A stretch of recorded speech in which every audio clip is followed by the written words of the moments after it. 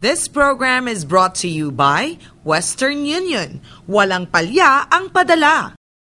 Good morning, Admiral, at magandang umaga po mga kamarino. Welcome muli sa inyong nag-iisang seafaring show in the country. Isa na naman makabuluhang programa ang ibibigay namin sa inyo ngayong Sabado. Good morning din sa iyo, Maricel, at sa ating mga televiewers. Talaga namang espesyal ang handog natin ngayon sa ating mga manonood. Today, ibabahagi natin sa kanila ang ating pakikipanayam sa President at Chief Executive Officer ng Social Security System or SSS. I'm sure maraming mapupulot na kaalaman ng ating mga kamarino mula dito. Totoo yan, Admiral. Ipapakita din natin kung paano makakatulong ang SSS sa ating mga kapatid na marino. Mabilis at maagap na serbisyo ang ating matutunghayan muli sa ahensyang ito. Aba, good news yan, Maricel. At eto pa, meron din tayo mga balikbayan boxes na bubuksan natin sa ating programa ngayon. Wow! Exciting, hindi ba? O mga kamarino, handa na ba kayo? Halina't samahan nyo kami! Sa isang masayang paglalayag, kaya all aboard dito sa Yan ang Marino!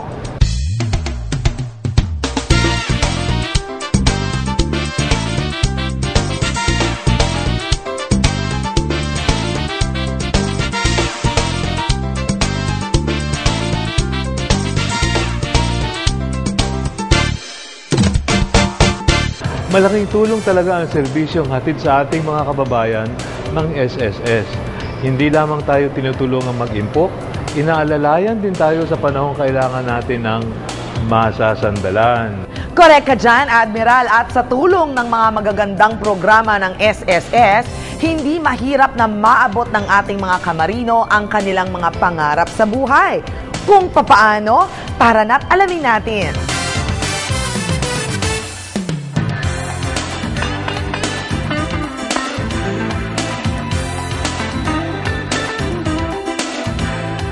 Empleyado ka sa isang pribadong kumpanya, isa sa mga benepisyong natatanggap mo ay ang pagiging member ng SSS. Halina at alamin natin mula mismo sa Presidente at Chief Operating Officer nito kung ano nga ba ang SSS. Mga kamarino, it is a great honor to have with us the President and CEO of SSS, none other than Mr. Emilio S. De Quiros Jr. Magandang araw po, sir. Magandang araw din sa iyo. Ayan. Mare. Mare, yes. Mare ng ating mga OFW at syempre mga kamarino. Naku, marami ho tayong mga katanungan tungkol sa SSS. Nandito po tayo ngayon para sagutin ni Mr. De Quiros lahat ng mga katanungan na yan. Ano po ba ang mandate ng SSS? Well, ang mandate ng SSS is really to provide social security protection. Basically, ang gusto sabihin niyan is on the long-term side, we provide yung tinatawag nating retirement pension. So, as they contribute over time, when they retire at age 60 and 65, magkakaroon na sila ng pension. Ang kagandahan noon, yung pension na yun, natatanggap nila hanggang buhay sila. At kung magkasakali man mamatay sila, mapupunta naman dun sa beneficiary, yung primary beneficiary, at matatanggap din 100% yung pension na yun for hanggang buhay. Buhay din siya. Buhay yung primary beneficiary. Aside from that, of course, kung may partial or full disability, ganun din ang may beneficio din ng SSS na bibigay. And of course, may funeral grant kami. That's on the long-term side. Yung the short-term naman, meron kaming allowances for sickness, saka maternity benefit. At syempre, ang pinakakilala po sa inyo, yung salary loan. Well, it's a privilege. Ano ba yun? Hindi benefit yun. Privilege. Privilege yun. Gusto sabihin lang na just in case may pagkakailangan yung membro, pwede silang pumunta sa SSS at humiram ng salary loan. Ang requirement dyan for 1 month salary loan is 36 months of contribution. So kailangan nakapag-contribute sila ng 36 Dire-diretso. Hindi naman. Hindi yung dire-diretso. Basta a total of 36 months. Talaga palang maraming benefits tayong nakukuha bilang SSS members. At isa sa mga privileges na madalas nating ginagamit ay ang salary loan. Kung nakahiram ka naman at di mo pa nababayaran, may good news ang SSS ukol dyan. Alam po natin mga kamarino, ang SSS po ay it's a mandatory na dapat po nating ibinibigay sa gobyerno. Tama po ba tayo doon? Okay. So, ibig sabihin, ang bawat isang tao na nagsisweldo ko ng mas mataas sa 1,000 isang buwan ay dapat na nagko-contribute sa SSS. And of course, ang SSS po ay kabalikat natin, no, sa ating sa pang-araw-araw natin. Sa ngayon, ang SSS, if you look at total SSS, ang pinakamababa is 104 pesos. That's the contribution rate for 1,000 pesos monthly salary. Ang maximum naman is 1,560. Yan ang maximum ceiling ng salary ngayon is 15,000. Magkano po ang maximum na pwede nilang maiutang? Well, maximum is 24,000, but ang computation no, normally is they can borrow for kung nakapag-contribute na sila ng 36 months, is 1 month of their salary, monthly salary credit ceiling. Okay. So, depende ho kung saan sila doon. No? Kung 72 months of contribution, 2 months yun. Pero ang maximum na pwedeng utangin is 24,000. Alam ko po right now, meron kayong programa. Kung kayo ay medyo naging delinquent sa inyong pagbabayad, meron kayong bagong good news sa amin. Ano po ito, sir? Ito yung tinatawag namin penalty combination program for delinquent employees as well as employers. No? With respect to salary loans. Ito yung mga delinquency sa pagbayad ng salary loans. No? Ang majority nito would be yung mga short-term loans, total short-term loans. Ang pinakamarami, of course, would be salary loans. No? Ito yung mga utang before, for example, yung salary loan, may babayaran ng 2 years, hindi nakapagbayad ng 2 years, so nagpatong na yung interest, tapos nagpapatong pa din dyan yung penalty na 1% per month. Pagdating nung magre-retire na ngayon yung membro, malaki yung kinakain ngayon ng penalty. So, yung kanilang pension, siyempre, ang unang babayaran, imbis na bigay yung pension sa kanila, yung kanilang utang. Binibigyan namin ng chance ngayon yung mga membro namin na mabayaran yung kanilang loan. And we will condone, which means we will cross out the... Remove the penalties. Erase the penalties. Ngayon, they need to work with the current employer. Ang employer ang nakikipag-usap sa amin in behalf of the employees. Okay. So sila yung mag-guarantee nung payment nung kanilang empleyado. Pati pala ang mga kababayan nating nagtatrabaho sa ibang bansa ay may pagkakataon ding maging SSS member. Magandang paraan ito upang sila ay makapag-impok at sa gayon hindi masayang ang kitang kanilang pinagpaguran. Ang ating mga seafarers ay nagbabayad ng kanilang contribution monthly. Correct. Okay. Pero paalala lang po natin sa ating mga seafarers, no, pag kayo po ay bumababa or nagbabakasyon, no, at checkin nyo po ang inyong contribution, di ba, sir? Wala nang tapos ng kontrata nila. At pwede time, kailangan magbigay sila ng contribution equivalent to yung worker sa kapatid ni employer sa maximum, di ba? Yes. So, kailangan nilang bayaran yun as voluntary member. Ano naman po ang mga proyekto ninyo for our OFW para bumalik sila ulit? Since 2001, we've been trying to capture the OFW and give them the opportunity to continue their membership. So, we have about 13 offices now in 11 countries. We have one in Hong Kong, Singapore, Taiwan, Brunei, in Saudi Arabia, in Abu Dhabi, Kuwait, in Doha, Qatar, Rome, Italy, and of course in Milan and London. Pag nalaman na nila kung magkano contribution sila, makikita naman yun, sir, di ba, sa computer? Correct. Meron kaming website. Right. And then after which, if they wanted to continue paying their contributions, how do they go about it, sir? Well, they need to go to remittance companies. They can remit the funds to us. Marami na mga either remittance na mga bangko or yung mga remittance companies like iRemit, Western Union, or Bentaha. They can remit the funds to us as long as ang critical na element na nakikita ko dyan would be ilagay nila yung tamang pangalan, ilagay nila yung tamang SSS number para hindi maligaw yung yung payment, no? And then of course yung remittance company will remit the money to us and then we will post the contribution. At kung may mga katanungan po kayo, sir, saan po sila pwedeng tumawag at makipag-ugnayan sa inyo? Meron ho kaming website, yung www.sss.gov.ph. Pwede rin sila magpadala ng email sa aming member_relations@sss.gov.ph. Meron kaming telephone numbers, of course, 917-7777. May telephone brigade din kami na 920-6446 up to 55. And they can text us sa SSS kung meron silang dito contact sa Manila, 2910 or 2600. At ito pang isang good news para sa mga kamarino nating nais na palaguin ang kanilang mga kinikita. May programa ang SSS kung saan mas malaki ang pagkakataon ninyong mapalago ang inyong mga pera. Ano naman po ang good news ng SSS para sa ating mga OFW? Early this decade, we already implemented yung FlexiFund namin. So, ang FlexiFund, ang gusto sabihin, Provident Fund, it's a voluntary program. So, yung mga OFWs na nasa maximum na 1,506 na kinocontribute, they can contribute a minimum of 200 pesos and whatever maximum they want to contribute.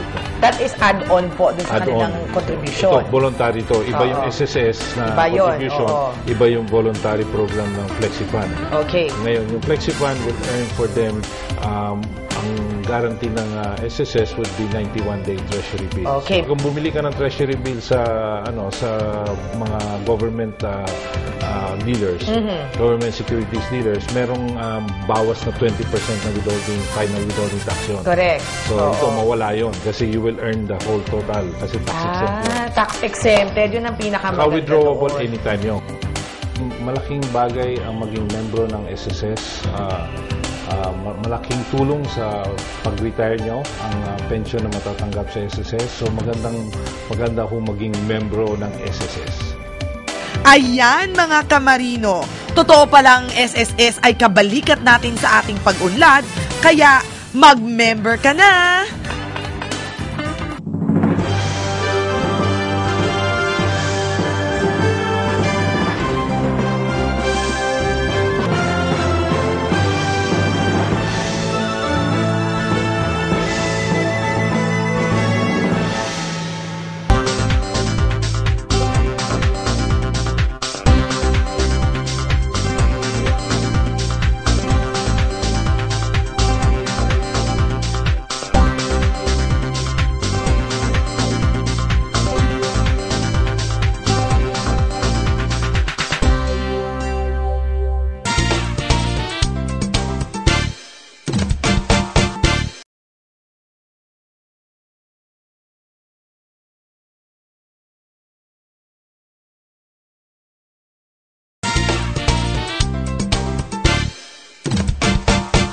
Lahat daw ng problema ay may angkop na solusyon. Kaya naman nang dumulog sa atin ang ating mga kamarino na may katanungan tungkol sa SSS, aba, hindi na po tayo nagdalawang isip na sila ay tulungan. Naniniwala ako sa kasabihang yan, Maricel. Alam mo, lubusan mong makikilala ang isang ahensya sa ganitong mga sitwasyon. Kahit pa paano, masusukat mo ang kanilang kahandaan sa paglilingkod sa ating mga kababayan. Isa si Aling Teresita Fausto na may bahay ng isang seafarer ang dumulog sa amin tungkol sa kanyang problema. Last na sakay ng mister ko, nagpadala po ng sulat ng SSS sa company niya sa Medbulk Agency na ang balance pa niya 40,000 plus. Way back ilang years ago na, bayad ko na po, fully paid. Kaya ngayon, i-verify ho namin kung anong nangyari sa payment. Ayon kay Aling Teresita, matagal ng bayad ng kanyang mister ang naturang loan sa pamamagitan ng salary deduction sa kumpanya na pinagtatrabahuhan ng kanyang asawa. Kaya't nagtataka sila kung bakit hindi ito nakapag-update sa SSS. Ganito rin halos ang kaso ni Romeo Acedo, isang engineer sa barko. Verify lang ko dito sa salary loan ko kasi ang sa opisina fully paid naman doon, tapos dito hindi pa nakapost. Kaya yun, nasabi naman nila dito sa SS, kukunin ko raw yung mga nabayad ko doon para ma-compare.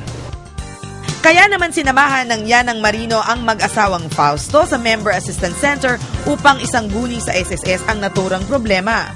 Nag-appear, pero ito na-post na ho. Kasi ang doon tinignan namin to doon sa database namin, pasok ang bayad niya, yun lang nga ho, pareho siya napunta sa same account. In-explain ho ba sa inyo, di ba dalawa ho yung Hindi, ganito yun. Dalawa po yung inyong loans. Isa po if I'm not mistaken, salary loan. Isa ata separated member loan. Ngayon yung dalawang bayad na inyong pinasok sa SSS, napunta po lahat doon sa isang account. Ngayon, ang gagawin po natin, naintindihan po nyo, bale, dalawa po yung bayad ninyo. Yung dalawang bayad, dapat sa isang utang, tapos yung bayad sa isa pang utang. Ang gagawin po natin, chinek po natin, yung inyong bayad napunta sa lahat doon sa isang utang lang, isang account lang. So makikita po dyan kung may mga payments po na ginawa, sino ang nagbayad, kailan, ano yung mga receipt number. So matitrace po yan. Kaya pag sinasabi po ng employer na may bayad siya, titignan po natin kung talagang pumasok na yung bayad. Isang paalala lamang po mga kamarino, upang maiwasan ang mga sitwasyong tulad nito, ugaling i-check ang contribution sa manning agency bago sumakay ng barko at siguraduhin naka-update at nakapost ito sa SSS. Pumunta lamang sa www.sss.gov.ph.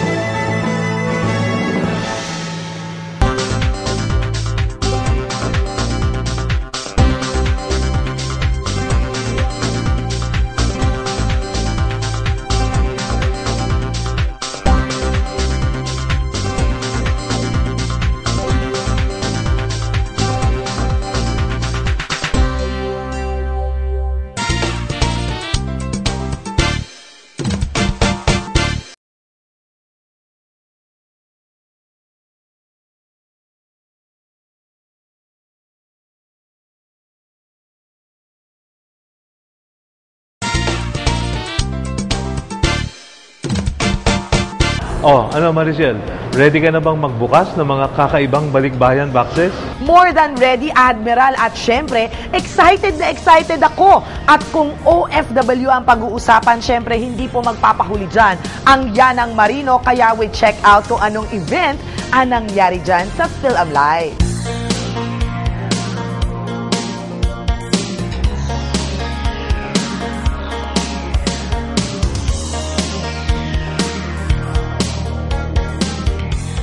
May mga bagay na napakasarap gawin, isa na rito ang magbukas ng mga balikbayan boxes.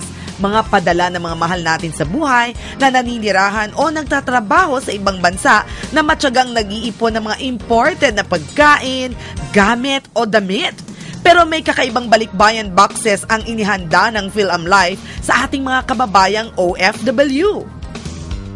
Alam nyo ba na araw-araw may 3,000 overseas Filipino workers ang lumilipad patungo sa iba't ibang bahagi ng mundo para magtrabaho? In fact, ang Pilipinas ang pangatlo sa may pinakamaraming overseas workers sa buong mundo. At malaking bahagi ang kanilang kinikita na nakakatulong sa ating ekonomiya.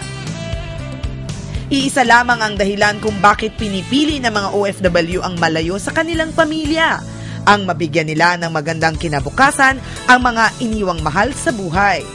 Pangarap nilang mapagtapos sa pag-aaral ang kanilang mga anak, magkaroon ng sariling bahay at makapagpatayo ng sariling negosyo. Pero karamihan sa ating mga kababayang OFW ay hindi kaagad nakakapag-ipon para maabot ang mga pangarap na ito. Halos lahat ng kanilang kinikita ay minsan nauubos sa mga gastusin ng kanilang mga pamilya. Recently, I attended the OFW Family Day ng PhilAmLife, the country's #1 life insurance company. Patuloy sila sa paggawa ng mga produktong makakatulong sa mga OFW para tuparin ang kanilang mga pangarap.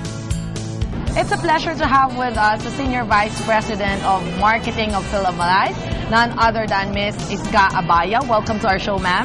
Thank you very much and good morning to all our televiewers. Okay, we would like to know, ma'am, gaano katagal na po ba ang PhilAmLife sa Pilipinas? PhilAmLife has been around for 64 years. In fact, we're celebrating our anniversary next month, sa June. Wow, ganun na katagal. Yes. And all these years, we have been market leader. Market leader. Aba, hindi ho madaling i-maintain yung ganyang klaseng standard. Paano nyo po na-maintain yan? Importante sa amin is to actually win and earn the trust of the millions of Filipinos who have actually insured with us. And we make sure that the products we provide are actually supported by good funds. We basically keep things simple. We're here to be very faithful to the contractual obligations we have to our consumers. We keep our promises generation after generation. Our OFWs are our modern-day national heroes. Tinatawag na natin silang bagong bayani. No? In Film Life, ang tawag namin sa kanila, balik bayani. Because we actually want to welcome them when they come home. They are our heroes. And what we'd really like to do is to create financial education, financial literacy among them so that when they come back after years and years of hard work, tagal-tagal nilang trabaho abroad, gusto namin, pagbalik nila, meron talaga silang ibibit-bit na magandang kinabukasan for their families. Ayaw nating mapunta sa wala yung kanilang hard work. Yung pinaghirapan nila. Hindi birong mahiwalay sila sa kanilang pamilya. Diba? So the pain of being separated from your family is something else. So gusto natin, worth their while, when they come back, they can actually provide a pasalubong that will last. Magandang kinabukasan.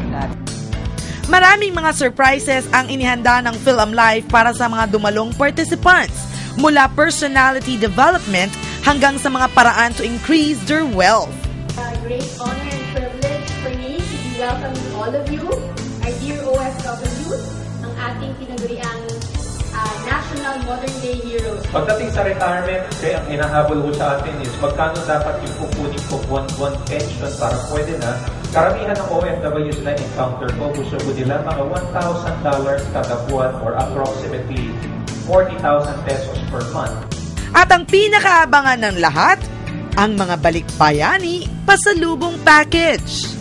Aba, kasama natin ngayong araw na ito ang marketing manager ng OFW Services. Walang iba kundi si Mr. Angelo Santiago. Hello and welcome to Yanang Marino. Hello, Marcel. Yes. Yes, tama-tama, no? Sabi mo nga, nakasanayan na ng mga Pilipino na magpasalubong ng balikbayan box. Mga material lahat eh. Alam nyo, kapag meron tayong kaibigan na nanggagaling sa ibang bansa, meron tayong minamahal na galing sa kanilang mga pinagtatrabahuan, ang isa sa mga magandang nireregalo nila ay nakikita natin sa likod natin. Ano yun?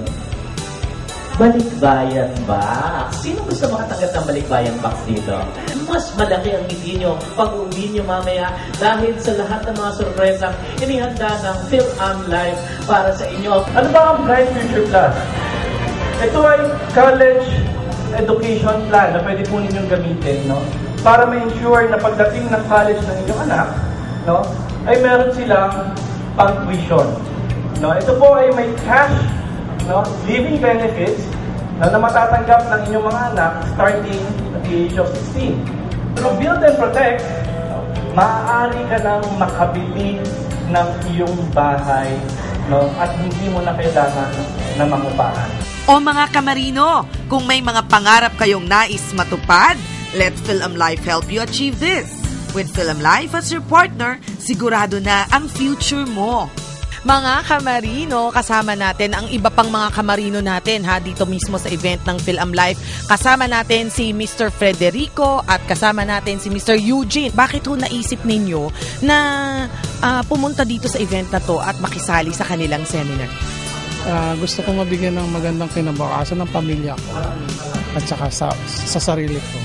Hello, sir. Good morning. Good morning din po. Kayo po ay seafarer. Seafarer. Gaano katagal na po kayong seafarer? Almost 13 years. Ano ho ba ang, sa isip nyo po ba, anong ba ang gusto nyong magkaroon kayo at ng inyong pamilya? Halimbawa, yung pension insurance or... Pension. So para pag medyo hindi na kayo makakapagtrabaho, meron kayong makukuha at mabubunot. Para sa mga kababayan nating OFWs, no, at sa kanilang mga pamilya, meron kaming Film Life Balikbayani pasalubong package. No? It's a comprehensive financial plan na mayroong retirement, education, savings, protection, at health plans, no? Nasisiguro sa magandang kinabukasan ng inyong pamilya. For inquiries, saan sila pwedeng tumawag o kaya may website silang pwedeng puntahan, Angelo? Para sa mga katanungan ninyo, pwede kayong tumawag sa 528-2000 or 528-2000. At para naman sa mga gustong gumamit ng internet, you can access the Film Life website. Ang website namin ay www.filmlife.com.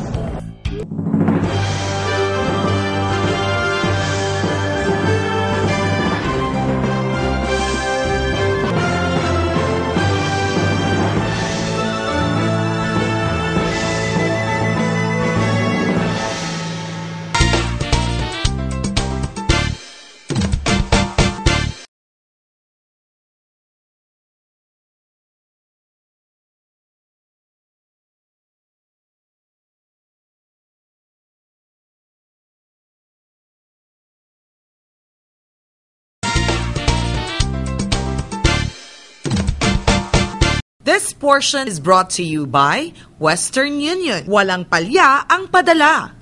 Palapit na naman ang pasukan at siyempre ang mga ina ng tahanan ay naghahanda na namang sumabak sa pamamili ng gamit pang-eskwela.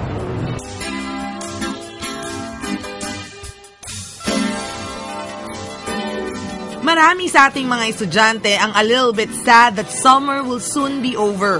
Pero ang 9 years old na si Samantha Shane, excited nang pumasok sa school. Kaya naman todo invest si Elmi Suarez at ang kanyang asawa for their only daughter. Nung May 2 po ay pina-enroll ko na siya dito sa may Holy Child Academy. Papasok na po siya ng mag-grade 4 na po siya ngayon. Pangarap po namin na pag may awa po ang Diyos, gusto po namin yan sa anak namin ay makapagtapos ng pag-aaral. Na, para naman, pagka siyempre patanda na kami ng daddy niya, para matulungan niya rin ang sarili niya at magiging future ng pamilya ba. And of course, through Western Union, ang asawa niyang seafarer ay nakakapagpadala ng pera from abroad to Elmi para makabili ng gamit at school supplies ni Samantha para sa darating na pasukan. Kaya naman pala excited si Samantha na pumasok sa school ay dahil sa mga bagong gamit niya. April 12 yan, pinadalhan kami ng ng pera ng asawa ko sa tulong ng Western Union. Ayun, nakapamili na po ako ng mga school supplies niya. Yung mga notebook, mga pencil case niya, bag, yung mga papel, mga color pencil. And when we asked Elmi why her family trusts the service of Western Union, ang pagpapadala ng asawa ko sa Western Union ay mabilis. Pagpunta namin doon at pag sinabi na mayroong padalang ganito ay mabilis makuha at tinutulungan po kami ng taga Western Union at walang palya sa pagpapadala din ng asawa ko. No wonder, Western Union lang ang kanilang pinagkakatiwalaan magpahanggang ngayon because they believe na sa Western Union, walang palya ang padala. This portion was brought to you by Western Union. Walang palya ang padala. Mga kamarino, the long wait is over. Maglalayag na ang ating fan ng Marino Caravan. Siguradong marami kayong matututunan mula sa aming mga free seminars about personality development, health and wellness, marketing and networking, microfinancing, and more. At marami pa kaming sorpresang in store for you, kaya kita-kits mga kamarino! Ang bilis talaga ng oras at tapos na po ang aming programa. Sana tulad namin ay marami din po kayong napulot ng mga aral na magsisilbing haligi para sa maayos na pamumuhay. At lagi po sana tayo magpasalamat upang sa gayon ay patuloy tayong biyayaan ng may kapal. Samahan nyo kami muli sa susunod na Sabado dito pa rin po sa NBN Channel 4 sa nag-iisang programang puno ng kwentong marino para sa mga marino. But for now, anchors away! Bago ako magbabay, syempre magpapasalamat muna ako kay Dr. Almond Derla at magpapasalamat din ako sa Mary France. Thank you! Bye!